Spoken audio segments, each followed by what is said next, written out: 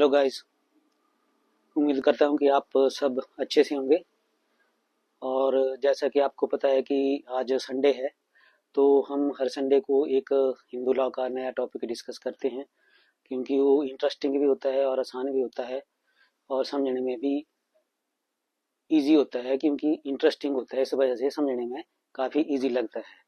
तो जो आज का जो हमारा टॉपिक है ना, बहुत ही इंटरेस्टिंग टॉपिक है। वो मियाँ बीवी से रिलेटेड है, पति और पत्नी से रिलेटेड है। जैसा कि आपको पता ही है, आजकल पति पत्नी में लड़ाई झगड़ा होते रहते हैं, छोटे मोटे लड़ाई झगड़े होते रहते हैं। कई बार छोटी छोटी बातों पे पत्नी रूठ कर चली जाती है, या कई बार छोटी छोटी बातों पे पति रूठ कर चला जाता है। तो इसके बारे में हम डिस्कस करेंगे कि कानून में, हिंदू लॉ में इसका क्या प्रावधान है कि रूठी हुई पत्नी को या रूठे हुए पति को कैसे घर वापस लाएं। तो इसके लिए स्पेशल प्रावधान है section 9 of Hindu marriage act 1955, जो कहता है रेस्टिट्यूशन ऑफ कंजुगल राइट्स के बारे में। तो फ्रेंड्स, जैसा कि आपको पता है, लव मैरिज होती है आजकल। जो लव मैरिज वाले हैं वो छोटी छोटी बात एक दूसरे की बर्दाश्त नहीं कर पाते, छोटी सी बात पे झगड़ा हो जाता है उनका, क्योंकि उनको थोड़ी ईगो प्रॉब्लम होती है कि एक दूसरे की सुन ही नहीं सकते कोई भी बात। ना पति पत्नी की सुन सकता है, ना पत्नी पति की सुन सकते हैं, क्योंकि उनका ईगो बहुत हार्ट होता है। जो लव मैरिज वाले हैं, खासकर कपल, उन पर उनकी ये बात है। उनमें ऐसा ही होता है बहुत ज्यादातर। छोटी छोटी बातों को लेकर बिना वजह की लड़ाई होती है, उनका कोई कारण नहीं होता है। अगर वो ध्यान से सोचें उस बात को कि हम लड़े किस लिए थे, तो वो खुद पछताएंगे कि हम, बात तो कोई थी ही नहीं यार, हम लड़े क्यों। लेकिन फिर भी लड़ते हैं, फिर भी लड़ाइयाँ होती हैं, और एक दूसरे से रूठ कर, यानी ईगो प्रॉब्लम छोटी छोटी बातों की इतनी हो जाती है कि एक दूसरे को छोड़ने के लिए भी तैयार हो जाते हैं। तो ये तो अच्छी बात नहीं है, लड़ना तो चाहिए नहीं जरा भी। जब लव मैरिज है तो फिर तो हर बात एक दूसरे की एक्सेप्टेबल होनी चाहिए till the life of that person, या सारी जिंदगी भर वो सारी जो बातें हैं वो एक्सेप्टेबल होनी चाहिए एक दूसरे को। तो हम, जैसा कि आपको पता है, हम डिस्कस कर रहे हैं, तो आइए देखते हैं क्या कहता है section 9 of Hindu marriage act. दोस्तों, तो जो सेक्शन 9 है हिंदू मैरिज एक्ट का, वो कहता है, व्हेन आइदर द हस्बैंड और the wife has without reasonable excuse, when the husband, पति या पत्नी कोई भी, बिना किसी कारण के, रीजनेबल मतलब बिना किसी तर्क संगत कारण के, withdrawn from the society of other, withdrawn from the society of other, कि दूसरे की जो मैरिज की जो ड्यूटी होती है उससे अपने को अलग कर लेते हैं, या विड्रॉ कर लेते हैं, अपनी जो मैट्रिमोनियल ड्यूटी है उनको नहीं निभाते हैं, या अलग हो जाते हैं, या दूर चले जाते हैं। The aggrieved party may apply by petition to the district court. तो जो दुखी है, एग्रीव्ड कौन हुआ, जिसको छोड़ के चले गया, वो तो दुखी हुआ बेचारा, तो वो जो है वो डिस्ट्रिक्ट कोर्ट में अप्लाई कर सकता है। किसके लिए? उसको रूठे हुए पति या पत्नी को घर वापस लाने के लिए, for restitution of conjugal rights, and the court on being satisfied of the truth of the statements made in such petition and that there is no legal ground why the application should not be granted may decree restitution of conjugal rights accordingly। और court अगर satisfy हो जाता है आपकी बातों से कि जो आपका स्पाउस है, पति है, पत्नी है, वो बिना किसी तर्क संगत कारण के आपको छोड़कर चला गया है, या बेवजह आपको छोड़कर चला गया है, तो कोर्ट जो है आपकी फेवर में डिक्री पास कर सकता है, डिक्री पास कर देता है। और फर्दर ये सेक्शन बोलता है कि where a question arises whether there has been reasonable excuse for withdrawal from the society, the burden of proving reasonable excuse shall be on the person who has withdrawn from the society। तो ये जो reasonable excuse है ना, तर्क संगत का जो कारण है, जो जिसकी वजह से वो छोड़कर चला गया है, वो कारण है भी या नहीं, रीजनेबल एक्सक्यूज है भी या नहीं कि आप ऐसे छोड़ के चले गए हैं। तो अगर वो है तो ये किसने प्रूव करना है कोर्ट में? जो कि छोड़कर चला गया हुआ है, कि भाई ये मेरे साथ मारपीट करता था, या ये मेरे साथ मारपीट करती थी, गाली गलौज करती थी, मेंटल क्रुएल्टी करती थी, या कुछ और चीजें थी, मेरी बातें नहीं सुनती थी, कहना नहीं मानती थी, बात बात पर चिढ़ा करती थी या गालियां देती थी, कुछ ऐसी थी, कुछ उसका जो एक्ट एंड कंडक्ट था वो एबनॉर्मल था। तो उस वजह से मैं छोड़कर आ गया या मैं छोड़कर आ गई। तो ये बातें जो छोड़कर आया हुआ है उसने प्रूव करनी है कि जिसने पिटीशन फाइल की हुई है उसका खुद का एक्ट एंड कंडक्ट ठीक नहीं है, वो इसलिए उसके पास रीजनेबल तर्क संगत कारण था उसको छोड़ने का। तो ये तो उसने ही प्रूव करना है। तो ये ही प्रावधान है इसमें अपनी रूठी हुई वाइफ को या रूठे हुए पति को घर लाने का।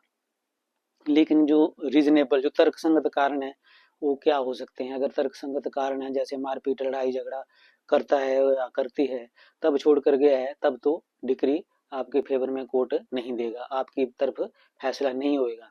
लेकिन बिना किसी रीजनेबल कारण के, बिना किसी तर्कसंगत कारण के अगर वो छोड़ कर गया है तो आपके फेवर में फैसला होएगा और आपका पति चाहे पत्नी जो भी है वो घर वापस आने के ऑर्डर कोर्ट कर देता है कि पति की संगति ज्वाइन करो या पत्नी की संगति ज्वाइन करो, ये कोर्ट ऑर्डर कर सकता है। लेकिन इसमें क्या है कि कोर्ट कभी जबरदस्ती नहीं कर सकता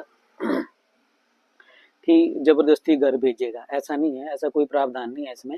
एग्जीक्यूशन भी करेंगे तब भी कोर्ट जबरदस्ती नहीं भेज सकता, वो तो मर्जी है उसकी स्पाउस की, आपके पति की या पत्नी की आना है कि नहीं आना है। लेकिन इसका फायदा आपको आगे मिल सकता है, किस लिए वो मैं अभी बताता हूँ। लेकिन आप ये समझ लीजिए कि रीजनेबल एक्सक्यूज क्या है, समझ गए होंगे बिल्कुल अच्छी तरह से, वैसे तो मैंने बता दिया है। तो यही है इसमें आज के हमारे टॉपिक में कि रीजनेबल एक्सक्यूज अगर है तब वो कोर्ट जो है आपकी फेवर में फैसला नहीं दे सकता। अगर रीजनेबल एक्सक्यूज नहीं है, छोटी मोटी बातों पे मुंह फुला लिया या छोटी छोटी बातों पर झगड़ा हो गया और रूठ के चले गए, तो उसके लिए कोर्ट आपके फेवर में डिक्री कर देगा, क्योंकि वो रीजनेबल एक्सक्यूज नहीं है। क्योंकि लड़ाई झगड़ा तो हर घर में होता है, हर मियाँ बीवी के बीच में होता है, छोटी छोटी बातों को लेकर होता है, बड़ी बातों को लेकर होता है, लेकिन वो बड़े मुद्दे नहीं बनाने होते हैं, ना ही उनको कोर्ट मानता है। क्योंकि बड़े इशू जब होता है तो ईगो प्रॉब्लम की वजह से होता है, और छोटी सी बात का ईगो जो हर्ट होता है ना, तो उस वजह से फिर कोर्ट में केस चले जाते हैं और झुकने के लिए कोई तैयार नहीं होता है। लेकिन अगर मैरिड लाइफ है, अगर जैसे लव मैरिज है, तो उनको तो ये बातें करनी नहीं चाहिए, 1% भी बिल्कुल नहीं करनी चाहिए, और प्यार प्रेम से रहना चाहिए बिल्कुल अच्छी तरह से। इसलिए इतना अच्छा प्रावधान हिंदू मैरिज एक्ट में जो 1955 का है, 1955 में ही इतना अच्छा प्रावधान इसमें बन गया था। किस लिए कि लड़ाई झगड़े तो कब से हो रहे हैं, मियाँ बीवी में कब से होते हैं, लेकिन आजकल की जनरेशन कुछ भी एक दूसरे को जरा भी बर्दाश्त नहीं कर पाती और छोटी छोटी बातों पे तलाक लेने कोर्ट पहुंच जाते हैं। मैं आपको तो पता ही है, मैं खुद भी वकील हूँ, तो मुझे भी पता है कि किन किन बातों को लेकर मियाँ बीवी के झगड़े होते हैं, और वो छोटे छोटे झगड़ों को लेके कोर्ट में पहुंच जाते हैं और इवन तलाक भी हो जाते हैं उनके। पर वो सोचते नहीं है कि भविष्य क्या है, अपना तो फ्यूचर खराब, जो बच्चे हो गए हैं तो बच्चों का फ्यूचर खराब, और मियाँ बीवी दूसरे एक दोनों की जिंदगी बर्बाद। आगे फिर शादी करेंगे तो वहां फिर भी उनके बनने के कम ही चांस, क्योंकि ईगो बहुत है ना, ईगो तो हर्ट होता है उनका। तो इसी वजह से फिर बिगड़ती जाती है बात। तो छोटी छोटी बातों को नजरअंदाज करना चाहिए, दोनों को, मियाँ को भी बीबी को भी। तो यही था आज का सार। अब मैं आपसे डिस्कस कर रहा था कि अगर डिक्री हो गई आपकी फेवर में, लेकिन जो हस्बैंड है या वाइफ है वो आपकी कंपनी ज्वाइन नहीं करता है, तो उसके क्या परिणाम। तो दोस्तों, जैसा कि आपको पता है कि कानून में हर तरह का प्रावधान है, तो जब नहीं बनेगी तो तलाक का भी प्रावधान है। तो डिवोर्स जो है वो है सेक्शन 13 में डिवोर्स डिस्कस किया गया है, जो मैं आपको बता रहा था उसका परिणाम। तो सेक्शन 13 1A क्लॉज 2 क्या कहती है, देखिए मैं आपको बता देता हूँ कि अगर पति या पत्नी कोर्ट की डिक्री के बाद भी अगर आपकी कंपनी ज्वाइन नहीं करते हैं तो क्या परिणाम होता है, उसके क्या कर सकते हैं बाद में, उसका क्या घाटा उसको होगा और क्या फायदा आपको होगा।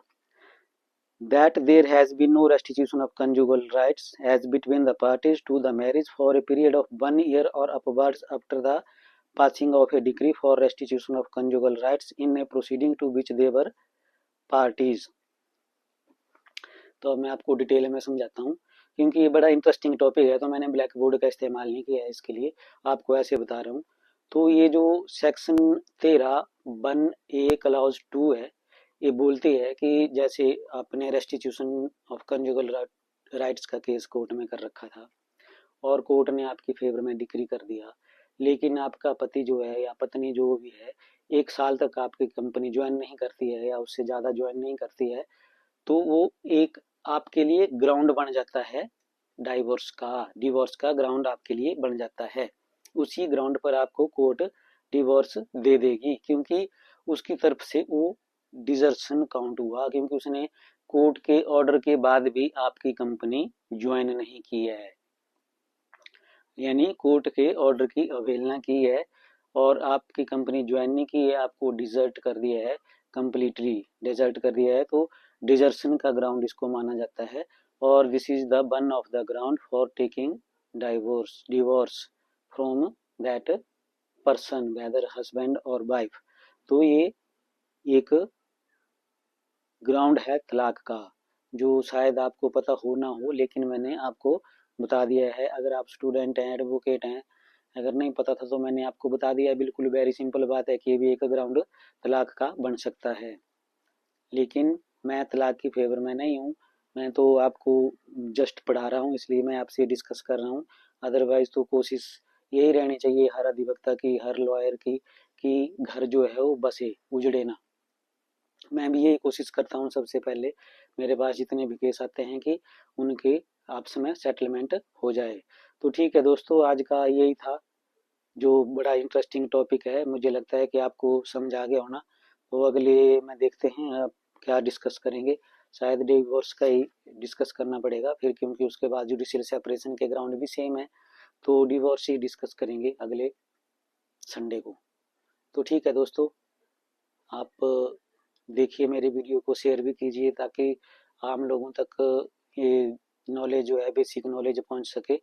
और ज़्यादा से ज़्यादा सब्सक्राइब भी कीजिए, शेयर भी कीजिए, ताकि सबको मेरे ये ब्लॉग पहुंच जाएं और सबको लॉ का बेसिक ज्ञान हो जाए। और कई क्या पता मेरे इस ब्लॉग को देख के कईयों के घर टूटने से बच जाएं, छोटी छोटी बातों पर जो लड़ते हैं वो ना लड़ें, क्योंकि इसके दुष्परिणाम ही होते हैं, अच्छा परिणाम तो है नहीं। तो ठीक है दोस्तों, मिलते हैं नेक्स्ट ब्लॉग में या नेक्स्ट टॉपिक में। Till then bye. बने रहिए मेरे साथ, like share and subscribe more and more.